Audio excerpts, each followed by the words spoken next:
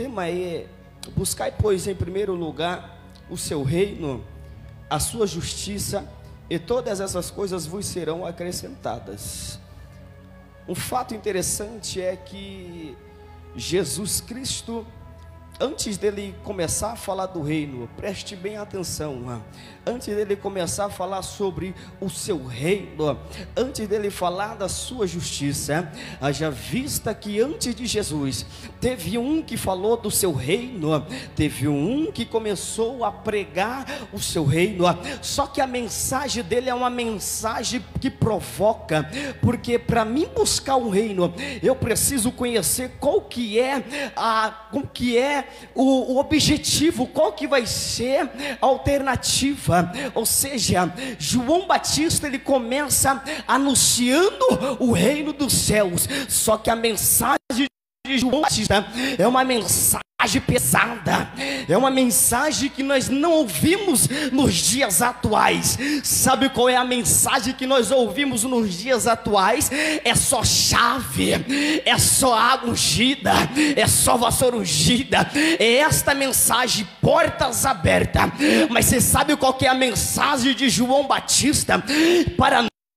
A mensagem de João Batista é essa.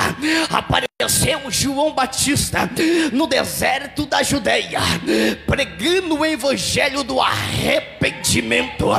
Então, para mim começar a buscar um reino, eu preciso me arrepender, porque sem arrependimento não tem uma busca sincera. Então, repare bem, João Batista não mudava, não importava se tinha gente grande, se tinha gente pequena, a mensagem dele era essa: arrependei-vos, porque é chegado o reino dos céus. Então, para mim buscar o reino, precisa-se de um arrependimento.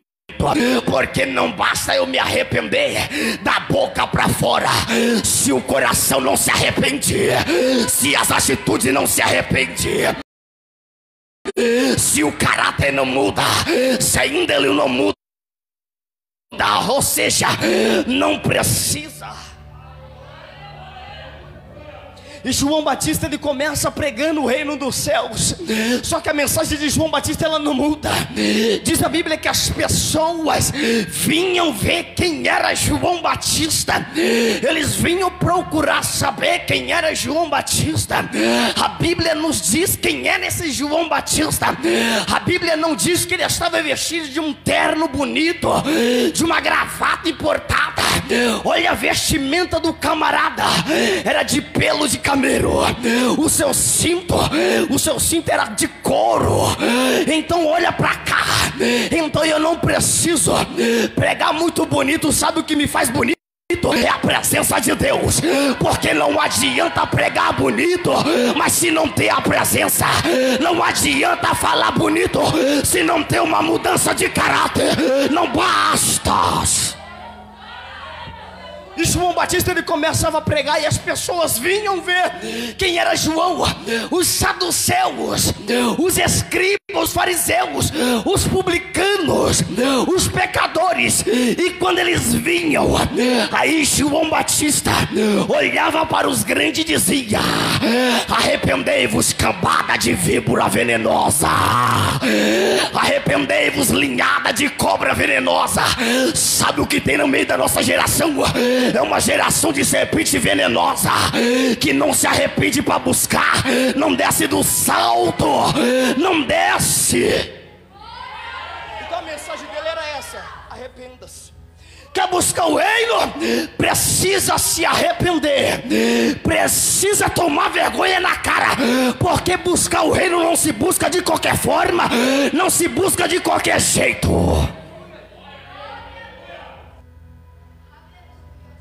Diz a Bíblia que João Batista, ele é preso. Diz a Bíblia que João Batista, ele é preso só por falar a verdade. Então não pensa tu que vão te perseguir só porque você é bonito. Não, é porque você está falando a verdade e a verdade está incomodando. Então quando a verdade começa meu Deus, começa a incomodar, pode ter certeza, vai se levantar caluniador, vai se levantar contendeiro, vai se levantar um monte por aí dizendo que não vai dar em nada. Só que olha só, enquanto o contendeiro, o caluniador se levanta, você está crescendo, você está explodindo, você está deslanchando. E diz a Bíblia que logo após João Batista está preso, aí diz a Bíblia que Jesus Cristo ficou sabendo que João Batista estava preso. Aí agora entra o Messias na cena, só que a mensagem não muda, a mensagem continua a mesma, Douglas. A mensagem ainda é esta. Quando ele fica sabendo, ele vai para os lados de Zebulon, Naftali, ele vai lá para o outro lado da Galileia e começa a pregar desse jeito: arrependei-vos, pois é chegado o reino dos céus. Agora não é João Batista que está dizendo, agora sou eu. Agora sou eu que estou dizendo para você se arrepender.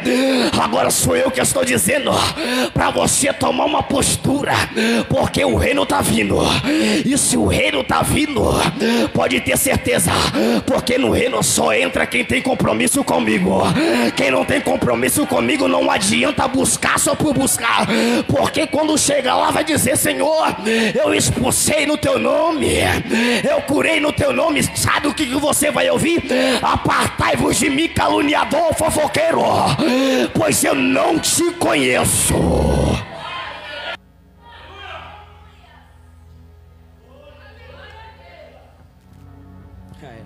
Forte, né, irmãos? E olha para cá, a Bíblia diz que Jesus Cristo, ele começa o seu ministério, só que ele começa, se você olhar a Bíblia, ele começa ainda sozinho. Só que para anunciar o reino precisa se recrutar pessoas, precisa-se de unidade. Mas infelizmente hoje em dia não tem uma unidade que não quer somar, quer dividir, não quer participar, quer dividir. Só que para entrar no reino precisa ter unidade aqui na terra. Diz a Bíblia que o que é ligado aqui na terra é ligado aonde? No céu.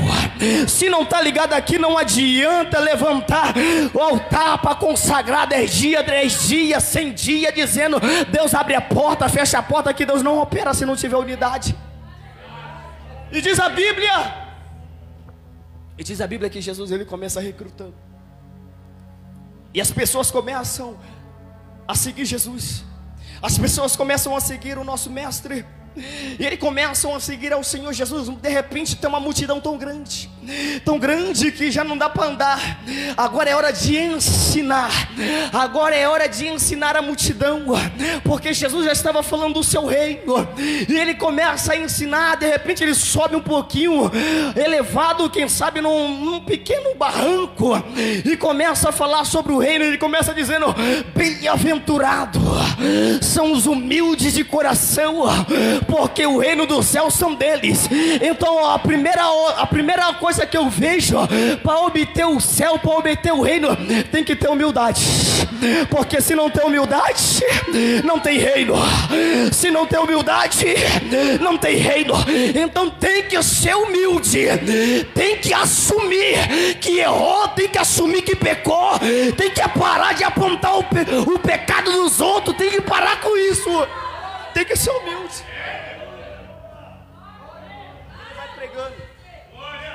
Ele sobe no monte e começa a pregar, monte da bem-aventurança, como dizem.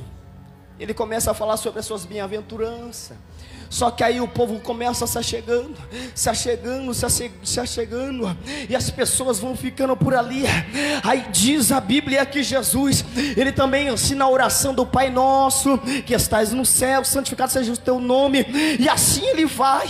Só que aí ele vai começar a falar um assunto, é um assunto que toca quando se fala. Ele começa pregando um assunto que fica até, as pessoas ficam até sem graça quando Jesus começa a dizer: Sabe o que Jesus ele começa a dizer para a multidão? Ele vai dizer assim, para a multidão, para os escribas, para os fariseus, para todos que estavam ali. Ele começa a dizer assim, ó, não ajunteis tesouro aqui na terra. Olha só, não ajunteis-vos tesouro aqui na terra, porque traça vai corroer, ferrugem vai consumir, ladrão vai roubar. Aí ele dá uma outra alternativa. Ele vai dizer assim, mas ajuntai-vos tesouro no céu, aonde traça não corrói, aonde ferrugem não consome, aonde ladrão não rouba. Ajunte lá no céu, porque tudo que é juntado no céu você não perde. Você não perde. Presta atenção, então ele vai dizendo, vocês têm que ter uma prioridade. E hoje eu quero perguntar para você, qual é a tua prioridade aqui na terra? Qual está sendo a tua prioridade? Será o céu? Será os materiais terrenos da terra? Preste atenção nessa reflexão. Existia um homem por nome chamado Alexandre o Grande. Diz historiador que este homem chamado Alexandre o Grande, ele foi um grande guerreiro. Ele foi um guerreiro que foi mais falado naquela época, há 300 anos antes de Jesus. Então esse Alexandre o Grande, ele começou a conquistar reino, começou a conquistar tudo que ele queria. Era um homem de batalha, irmão Douglas, presta atenção. Era um homem de batalha. Era um homem que quando ele começou a conquistar, foi chamado até de Faraó. Mas certa vez ele está para voltar para casa, e quando ele está para voltar para sua casa, ele caiu enfermo. Levaram para sua casa, mas no respiro dele, na sua respiração, ele já estava percebendo que ia morrer. Ele já estava percebendo que a sua vida ia sair do seu corpo. Então ele reúne os seus generais, ele reúne os seus capitões. Então começa a falar, olha, eu estou perto para morrer, mas eu tenho 3 desejos que eu preciso que seja cumprido. Então eles começam a perguntar, qual será os seus 3 desejos? Nós vamos cumprir. Diga para mim. Ele vai dizer desse jeito, eu quero que quando eu morrer, eu quero que vocês os melhores médicos, todos os melhores médicos daqui do mundo, desse estado do Brasil, sei lá, da Europa, para carregar o meu caixão. Eu preciso que vocês contratem esses médicos para eles levarem o meu caixão. Aí ele vai partir para o segundo desejo. O meu segundo desejo é esse: eu quero que quando estiverem levando meu caixão, os melhores médicos, eu quero que atrás venham jogando toda a minha prata, todo o meu ouro, todos os meus rubis, tudo que eu conquistei. Eu quero que vocês venham jogando pelo caminho aí. E o terceiro desejo é simples: eu quero que quando vocês estiverem me enterrando, eu quero que vocês deixem as minhas mãos para fora do caixão, balançando ao vento. Aí um dos seus generais olhou para ele e disse, mas que desejos mais sem pé, sem cabeça é esse? Explica para nós. Aí ele respira, igreja, respira. Aí ele respira e solta. Ele vai dizer assim, eu quero que vocês chamem os melhores médicos para me carregar o meu caixão, para que a medicina entenda que diante da morte eles não podem fazer nada. Eu quero que eles entendam que os melhores médicos não podem trazer a vida depois de estar morto. E o segundo desejo é simples: eu quero que vocês derramem todos os meus tesouros pelo caminho que for carregado no meu caixão, para que as pessoas entendam que os bens acumulados aqui na terra nós não vamos levar.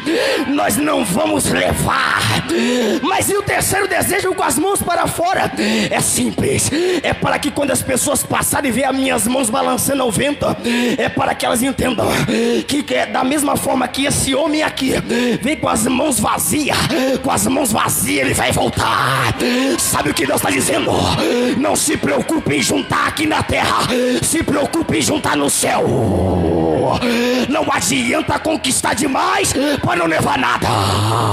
Não adianta nada se juntar demais e não levar.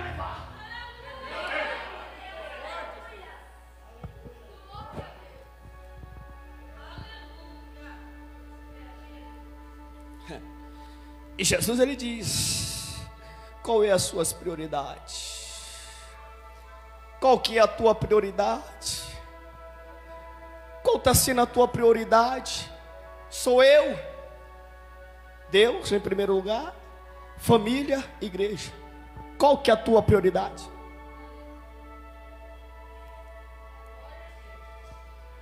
Aí Jesus ele olha para a multidão. Olha só, Jesus olhando para a multidão. Vocês não podem servir a dois senhores. Olha. Vocês não podem adorar a dois senhores. Tinha pessoas lá no meio que estavam em cima do muro. E você sabe que quem está em cima do muro não é de Cristo. Você já sabe disso. Você já sabe que a torcida do céu está te chamando, vem para cá, e o diabo está em silêncio. Porque você sabe quando o diabo está em silêncio e a pessoa está em cima do muro, ele diz: para que eu vou gritar? Porque você está indeciso. Quem está em cima do muro já é meu. Então eu não preciso ficar torcendo. E Jesus vai dizendo: não se pode adorar dois senhores. Não se pode adorar na igreja e pular lá no mundo funk. Não adianta louvar bonito aqui e de repente está cantando funk, não. Não adianta louvarmos aqui, eu pregar bonito, mas com que é o meu caráter diante da sociedade aí fora? Não adianta nada. Aí Jesus está dizendo: vocês não podem servir a dois senhores, porque vocês vão agradar um e desagradar o outro. Ou vocês adoram a Deus Mamão, que é o Deus das riquezas, ou adoram ao Senhor. Ou vocês peguem firme na igreja e me adorem, ou fica logo no mundo de uma vez. Porque não vem com esse negócio. A Bíblia diz: vinde a mim todos os cansados e oprimidos, e permanecei. Não existe isso. Não existe isso. Sabe o que existe? Existe isso. Aquele que quiser vir após mim, tome a sua cruz para entrar no reino. Tome a sua cruz para entrar no reino. Tome a sua cruz. Só que hoje em dia ninguém quer tomar a cruz e seguir, não. Quer cortar a cruz e chegar sem ela.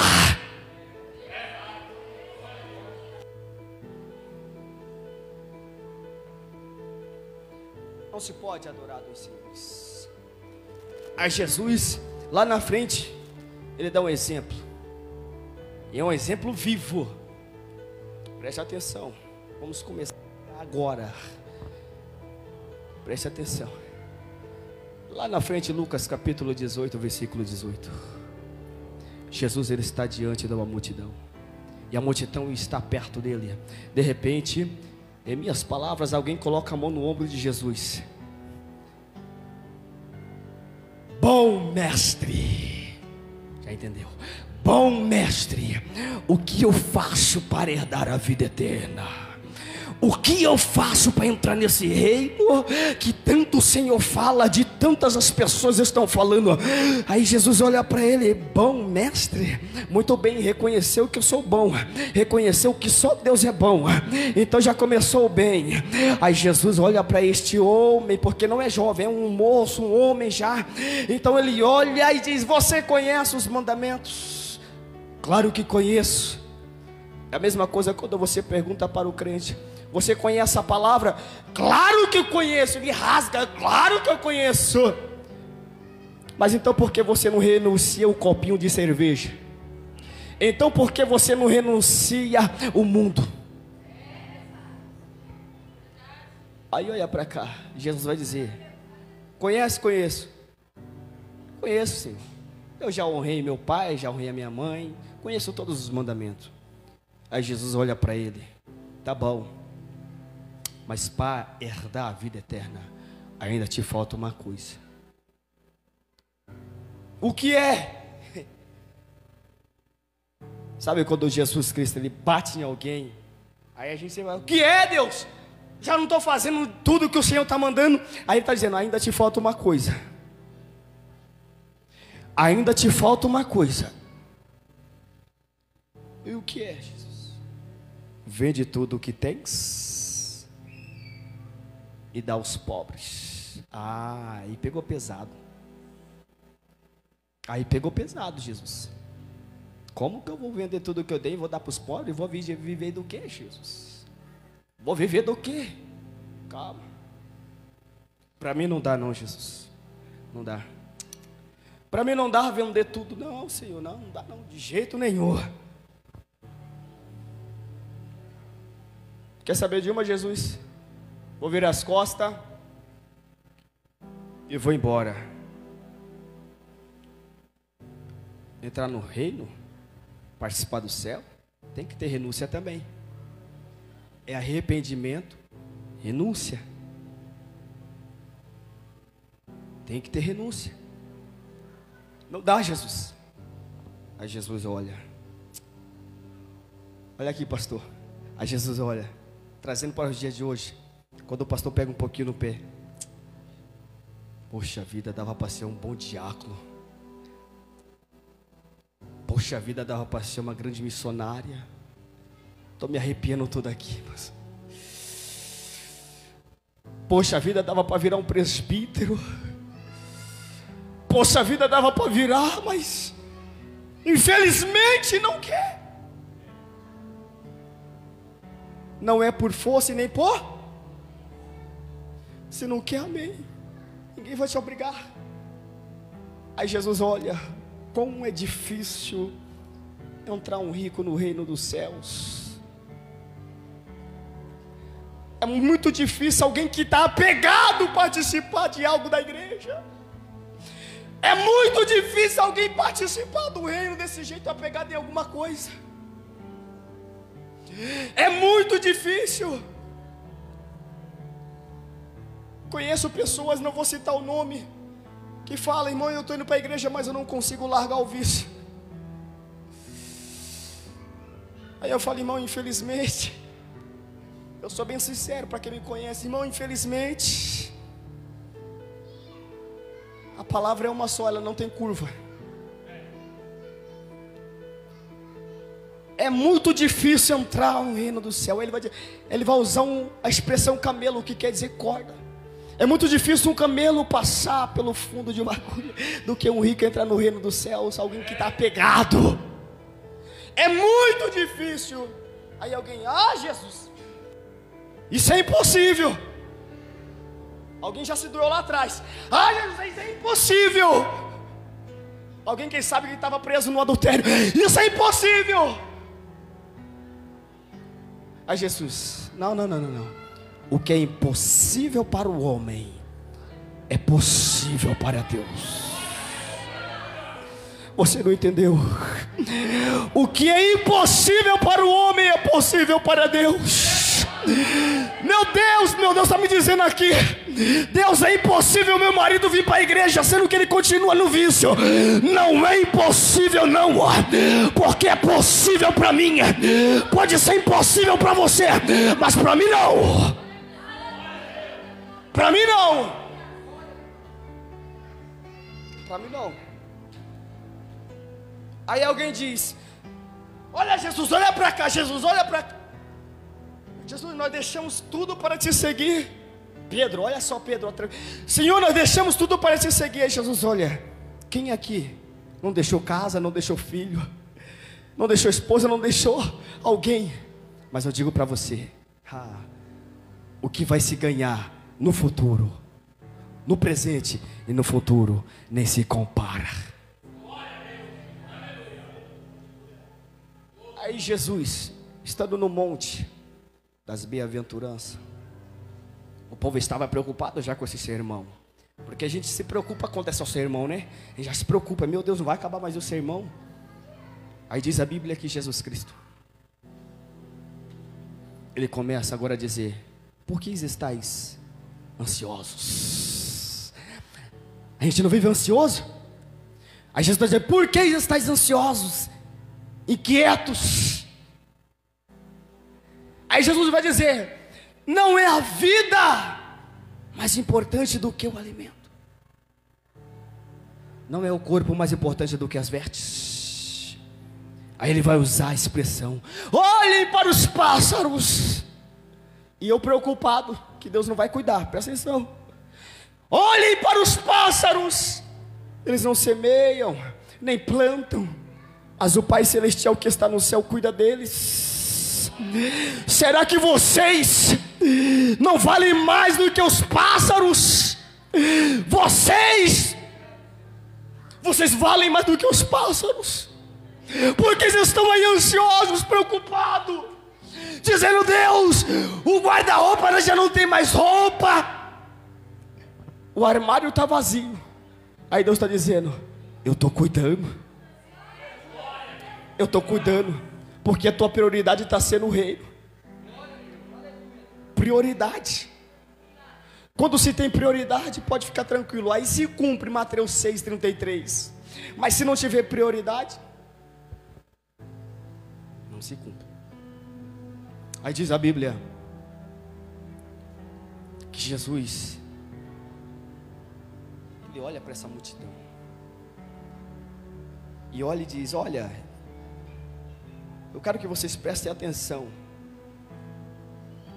Olha agora, porque às vezes a gente fica preocupado, se preocupa. Viver a palavra, seguir a Jesus é preocupante, porque a gente estamos correndo na contramão. E Jesus, ele vai dizer: agora olhe para os lírios do campo, eles não se vestem, mas o Pai cuida. Aí Jesus vai dizer, vai usar a figura de Salomão, porque nem Salomão se vestiu belo que nem as flores do campo. Agora fala para mim, está faltando roupa? Não, porque o Pai cuida. Aí Jesus, ele vai finalizar assim: mas para isso se cumprir, buscai primeiramente o reino de Deus e a sua justiça. Mas e aí, Deus? Como que eu busco um reino sendo que eu não sei qual que é a direção? O Senhor está falando para mim buscar um reino, Bruno, mas e aí, Douglas, qual é a direção para chegar nesse reino? Como que vai ser esse reino? Eu estou preocupado já. Qual que é a direção? Qual que é o caminho? Calma, vocês estão muito aflitos. Jesus olhando para eles. João capítulo 14. Não se turbe o vosso coração. Crede em Deus, crede também em mim. Nesse reino para onde eu estou enviando e vou enviar vocês, há muitas moradas. Há muitas moradas. Tem moradas lá, porque se não fosse assim, eu já teria fugido. Mas lá tem morada. Nesse reino tem lugar para mim. Sabe que ele está dizendo? Que nesse reino tem lugar. E nesse reino tem lugar para o negro, para o branco, para o amarelo, para o pardo. Nesse reino tem lugar para todo mundo, mas tem que ter arrependimento. Tá bom, o Senhor está falando desse reino, mas tá bom, qual que é o caminho agora? Alguém pergunta: e qual é o caminho? Eu sou o caminho. Para chegar no reino, eu sou o caminho. E para entrar no reino tem que passar por mim primeiro. É isso que Jesus está dizendo. Para entrar no céu tem que passar por mim. Para entrar lá tem que vir por mim primeiro. Então você já percebeu que é um pouquinho difícil. Se não tiver renúncia, se tiver um arrependimento. Já ficou um pouco difícil. Diz a Bíblia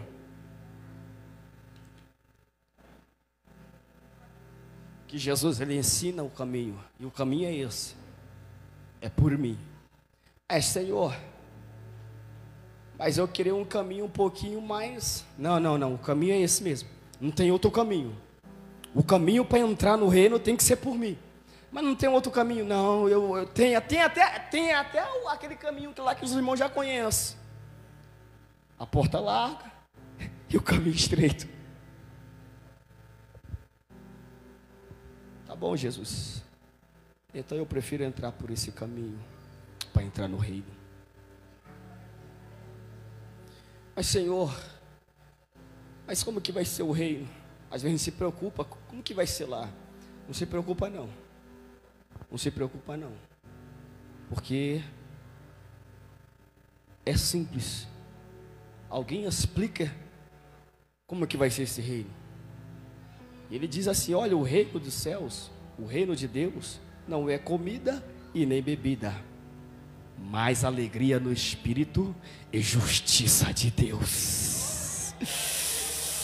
Revlaia selva, e plaia caia sumiteua. Oh glória! Então ele já diz logo: tem que ter justiça, porque quando eu apresentei o meu reino vem com justiça. Não é igual o reino da terra, que é um reino corrupto. É um reino corrupto, que se paga com ouro ou com prata. Não, esse reino já foi pago, e foi pago com sangue que reteu naquela cruz do Calvário.